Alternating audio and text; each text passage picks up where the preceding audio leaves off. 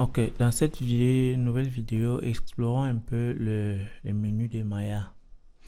Donc, le premier menu qu'on a commencé à découvrir dans la vidéo précédente, c'était File. Donc, File, c'est le menu qui va permettre de gérer le fichier, le projet. Donc, tout ce qui concerne l'importation, l'exportation, la sauvegarde du projet, ça va se gérer dans File. Ensuite, on a Edit. Donc, tout ce qui concerne l'édition, copier, coller, couper, dupliquer, supprimer, grouper, dégrouper, parenter. Donc, ça, c'est tout ce qu'on va retrouver dans Edit.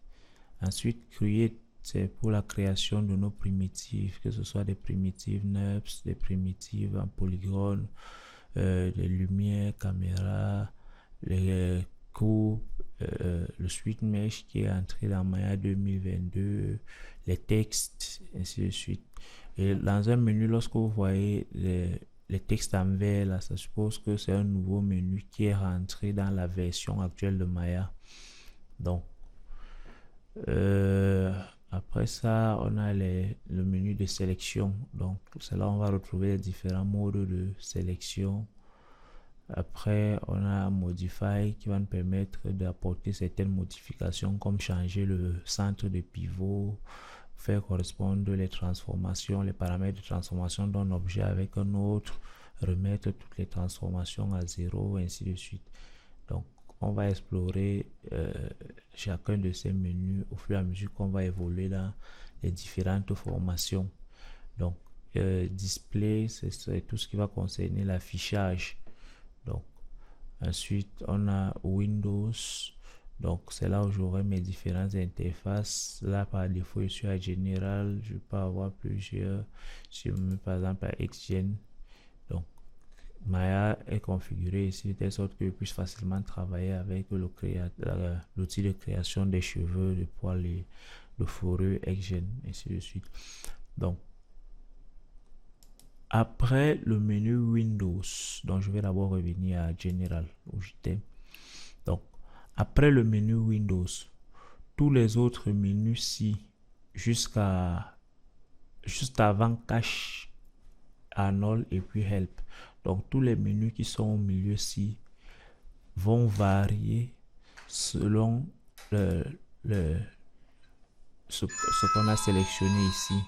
Donc, quand on est à Modeling, on a accès à Mesh, Edit Mesh, Mesh Tools et autres. Si on vient à Rigging, on aura plutôt accès à Skeleton, Skin, Deform, Constraint, Control. Si on change, on vient à Animation, on a plutôt à Key, Playback, Audio, Visualize et ainsi de suite. Si on vient à FX, on a N-Particle, N-Fluid, N-Cloth. Donc, en fonction de ce qu'on est en train de faire dans Maya, si nous, notre travail, c'est de faire des effets spéciaux et qu'on choisit de se mettre en FX, ce sont les menus des FX qu'on va avoir ici, donc au niveau de la barre des menus. Donc, si nous, on est là pour le rendu, on aura accès au menu d'éclairage, de texturing et de rendu. Si nous, on est là pour faire de la modélisation, on aura accès au menu qui nous donne facilement accès aux outils de modélisation. Donc, si lors d'une formation, on demande d'aller chercher un outil dans un menu et que vous ne retrouvez pas ce menu ici, rassurez-vous que vous êtes sur le bon interface ici. Ou à défaut, vous vous mettez sur le bon interface et vous devrez avoir le menu apparaître. Mais si vous voulez faire apparaître tous ces menus-là en même temps, vous appuyez sur la barre d'espace et puis tous les menus apparaissent en même temps. Donc, vous avez les menus de base ici et puis, donc, vous avez tous les menus de base en haut. Donc, File, Edit, Create, Select, Modify, Display, ainsi de suite jusqu'à Help. Ensuite, vous commencez à avoir des menus qui concernent la modélisation, donc Mesh, Edit et autres, les menus qui concernent le rigging, les menus qui concernent l'animation, ce qui concerne les effets spéciaux et puis ce qui concerne le rendu en bas. Donc ça, c'est le raccourci pour avoir accès à tous les menus, peu importe l'endroit où vous vous trouvez dans l'interface, il suffit d'appuyer sur la barre d'espace et puis vous avez tout ça qui va s'afficher. À défaut, vous venez switcher ici pour vous mettre sur le menu qui vous intéresse. Donc ça, c'était pour la barre de menu. Donc juste en dessous de cette barre de menu, vous avez la barre d'outils. Donc ici, vous avez d'abord certains qui vont permettre, là vous avez le raccourci pour créer une nouvelle scène, ouvrir une nouvelle scène, sauvegarder, et puis vous avez le undo et puis redo qui sont là. Donc après, vous avez les modes de sélection, vous avez les outils de contrainte, donc snap, qui vont permettre de manipuler ou bien de manipuler certains éléments en suivant certaines contraintes, soit sur la grille, soit sur une courbe, soit en projetant sur certains vertex dans le centre de la géométrie. Donc on verra ça lorsqu'on va commencer à travailler sur la modélisation. Donc ensuite, vous avez la possibilité d'activer la symétrie. On reviendra sur ça. Et puis ici, vous avez quelque part les outils pour le rendu. Donc, l'ouverture de la fenêtre de rendu, le rendu d'une image, les réglages des paramètres de rendu, l'hypersheet pour gérer les textures. Donc, on va revenir dessus de toutes les façons. Ensuite, ici, vous avez ces autres barres ici qui vous permettent d'accéder directement aux mêmes outils qu'on a déjà dans les barres du menu. Donc ici, par exemple, avec Curve Tool, Curve Bar Surface, on les avait dans Create.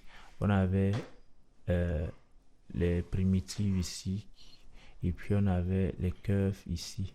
Donc ce sont ces mêmes outils là qu'on a essayé de mettre là pour pouvoir y accéder rapidement sans forcément avoir besoin de rentrer dans le menu. Pareil pour les outils de modélisation, on en a mis quelques-uns les plus usuels. Pareil pour la sculpture, le rigging, l'animation, le rendu, les effets spéciaux. Et puis vous avez la possibilité d'ajouter vous-même vos propres outils là dans Custom. Donc si par exemple j'ai besoin de ajouter, je vais prendre quoi, peut-être Modify. Je vais par exemple prendre un Center Pivot. Donc pour centrer mon pivot, je fais un CTRL SHIFT et puis je viens cliquer sur Center Pivot. Ça m'ajoute le bouton là. Si je veux faire un Freeze Transform également, pardon, je fais un CTRL SHIFT et puis je clique sur Freeze Transform. Donc ça s'affiche. Pareil, si je fais un Reset Transform, CTRL SHIFT, Reset Transform. Donc peu importe ce que je veux avoir là comme menu, je fais juste un CTRL SHIFT et puis je clique sur le menu et ça m'affiche son raccourci là. Du coup à tout moment je peux y accéder juste en cliquant là sans ne plus avoir besoin de rentrer au niveau des menus. Donc ça c'est en ce qui concerne la barre de le menu et puis la barre des outils. Donc on se retrouve tout à l'heure pour quelques modes de outils de sélection.